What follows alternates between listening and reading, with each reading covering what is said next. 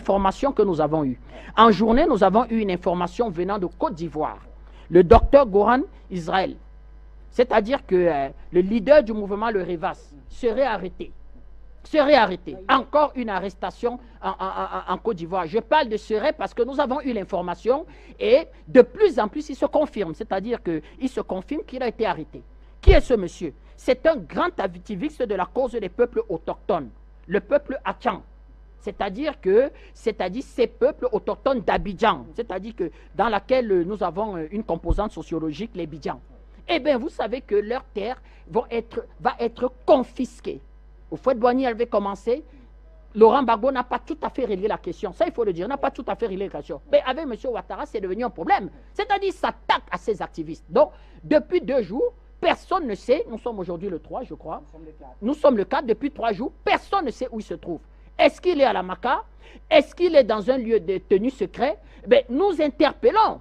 Vous savez, le président Guillaume Soro explique qu'il faut la paix en Côte d'Ivoire, il faut la réconciliation. Nous interpellons le président de l'Assemblée nationale de Côte d'Ivoire, que voilà un fils de Côte d'Ivoire qui, uniquement sur la base des publications, des revendications sur les réseaux sociaux, de la contestation, de dire qu'il faut tenir compte de ce peuple que l'on vire, ils vont se tenir où? Vous savez que le conflit ivoirien vient aussi de la question foncière. Une partie du conflit et de la guerre en Côte d'Ivoire, des problèmes fonciers. Donc on veut carrément excommunier ces peuples au profit de qui? Des multinationales, Vinci, Bouygues, du roi du Maroc, qui est devenu un grand investisseur, des monarchies du Golfe. Donc c'est comme ça qu'on sacrifie, on veut véritablement vouer un peuple au génocide. C'est même considéré dans certains cas comme un crime contre l'humanité, c'est-à-dire une expropriation qui ne repose sur rien du tout.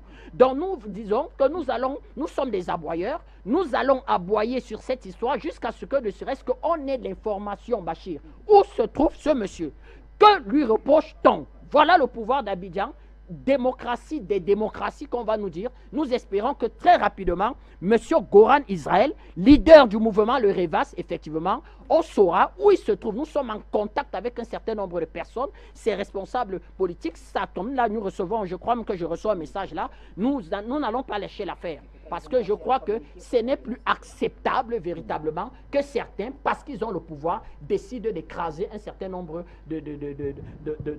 d'opposants à ce qu'ils font. Vraiment, ça nous tient à cœur. Nous aimons la Côte d'Ivoire, nous aimons le peuple ivoirien. On aura bien le temps d'en parler. Maître Sikati, peut-être un mot là-dessus, sur le fait de ne pas savoir où Dr Goran se trouve.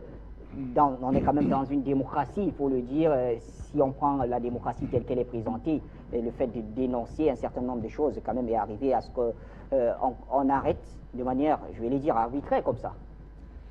Mais j'avoue que je suis, en tant que défenseur des droits de l'homme, assez scandalisé d'entendre dire que quelqu'un a été enlevé et que ni son entourage, ni ses proches, éventuellement ses avocats, ne savent pas où il se trouve.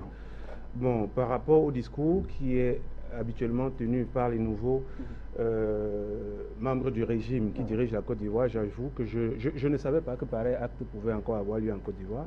Je pense que les Africains doivent donner l'image d'un continent où les droits de l'homme peuvent être garantis partout où on se trouve.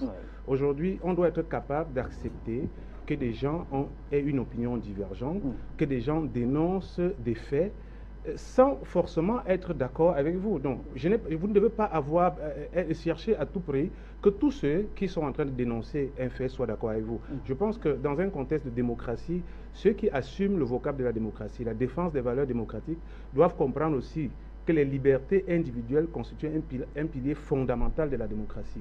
Si vous estimez que quelqu'un a commis une infraction, arrêtez-le dans le cadre de la loi. Voilà, un enlèvement où on ne sait pas où la personne qui a été arrêté, je dirais même enlevé, se trouve. J'avoue que vraiment, on est là un peu dans un contexte qui n'est pas loin de celui des périodes coloniales, où vraiment ce genre de situation se manifestait assez régulièrement. Donc, M. Ouattara est quand même parmi les présidents qui aujourd'hui donnent l'impression, du moins sur le plan économique, que la Côte d'Ivoire, un pays qui a connu la guerre civile, connaît tout de même un essor sur ce plan économique-là. Je pense aussi qu'il faut qu'il donne une bonne image de la Côte d'Ivoire sur le plan du respect des droits de l'homme, parce que ça, c'est consacré. Les grands dirigeants de ce monde, sont d'abord ceux qui respectent les valeurs de la démocratie, qui respectent les droits de l'homme.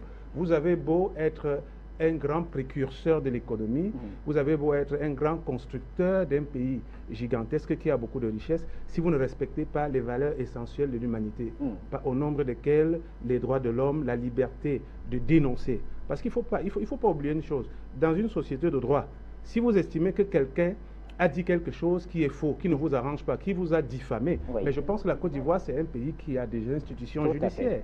Voilà, estez-le en justice, portez des preuves contraires contre lui. S'il n'est pas à même de rapporter la véracité des faits qu'il a allégués en public, eh bien, il sera condamné.